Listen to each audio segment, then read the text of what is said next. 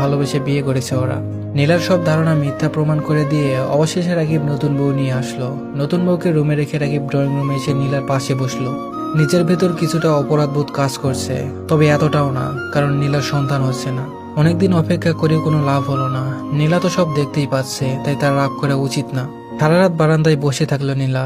শাশুড়ি একবার এসে ডেকে গেছেন, আজ তুমি আমার রুমে এসে ঘুমাও, ওই রুমে নতুন বউ আছে। শুনে নীলা ভাবছে, আজ ওই রুমে নতুন বউ আছে, কাল কি থাকবে না? আজ না হয় শাশুড়ির রুমে ঘুমালাম, কাল কোথায় ঘুমাবো? পরশু? এভাবে তো আর চলবে না, তাই না? ভোরে রুমের দরজা খোলার শব্দ ভেসে আসলো। রাকিব রুম থেকে বের হয়ে ওয়াশরুমে ঢুকেছে। বাইরে থেকে বোঝা যাচ্ছে শাওয়ার নিচ্ছে। নীলার বুকের ভেতরটা খস করে উঠলো। রুমে গেল সে। আবছা আলোয় বোঝা যাচ্ছে নতুন বউ ঘুমাচ্ছে। কোনো শব্দ না করে ওয়ার্ড্রোবের ড্রয়ার খুললো। নিজের প্রয়োজনীয় জিনিসপত্র গুছিয়ে নিয়ে বেরিয়ে আসলো নীলা। রাকিব ওয়াশরুম থেকে বেরিয়ে কিছুক্ষণ পরে বাইরে গেল। আধ ঘন্টা পর বাসায় এসে কিচেনে নীলাকে দেখতে পেল না। প্রতিদিন এই সময় নীলা চা রেডি করে রাখতো। আজ ব্যতিক্রম হওয়াটা মোটেও অস্বাভাবিক নয়। মেয়েটা কষ্ট পেয়েছে, ওকে স্বাভাবিক করতে হবে। পুরো ঘরে খুঁজেও নীলাকে দেখলো না রাকিব। টিভির উপর একটা খাম দেখলো, খাম থেকে কাগজ বের করে পড়তে শুরু করলো। প্রিয়, কখনো ভাবিনি এমন পরিস্থিতিতে পড়তে হবে যে তোমার সামনে দাঁড়িয়ে কথা বলার শক্তি পাবো না। বাধ্য হয়ে লিখে রেখে যাচ্ছি। তুমি জানো আমি তোমাকে কতটা ভালোবেসেছি, এখনো কতটা ভালোবাসি, পরেও বাসবো, কিন্তু এখন তোমার কাছে থাকবো না।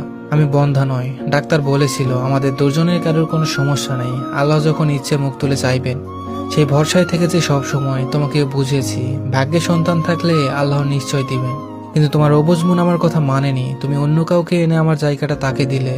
মুখে যতই বলো যে আমার জায়গা আমারই থাকবে, কিন্তু এক রাজ্যে দুজন রাজত্ব করতে পারে না, এতে সুখ শান্তি থাকবে না।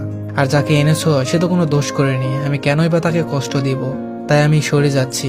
তোমার কোনো সিদ্ধান্তে কখনো বাধা দিইনি, শুধু এই একটা ব্যাপারে তোমাকে আটকিয়েছি, কারণ আমি অন্য কাউকে মানতে পারতাম না। তবুও কপালে যা আছে কেউ ঠেকাইতে পারবে না, সেটা মেনে নিয়েই আমি চলে যাচ্ছি। প্রেগনেন্সির রিপোর্টটা রেখে গেলাম। আমি কনসিভ করেছি 2 মাস হলো। 4 দিন আগে রিপোর্টটা হাতে পেয়েছি। ভেবেছিলাম বিবাহবার্ষিকীতে তোমাকে সারপ্রাইজ দিব, কিন্তু তুমি আমাকে সারপ্রাইজ করে দিলে। তোমাকে জানাতে চাইনি, কিন্তু আমি যে কষ্ট পাচ্ছি তার সামান্য অংশীদার তো তুমিও, তাই না? এটা ভেবে কষ্ট পাবে যে কমতির কারণে অন্য কাউকে আমার জায়গা দিলে, তা আমার মধ্যেই পূরণ হলো। তোমাকে আমি ডিভোর্স দিব না। আমার সন্তানের তার বাবাকে প্রয়োজন হবে, সময় মতো তুমি তাকে দেখতে পাবে। আমাকে ফেরানোর চেষ্টা করো না, তাতে ফলাফল খারাপের দিকে যেতে পারে। চিঠি পড়ে রাকিবের অনুভূতিটা কেমন হতে পারে তা আমি আপনাদের বোঝাতে পারবো না। কিছু অনুভূতি শুধু অনুভব করা যায়। ধন্যবাদ সবাইকে।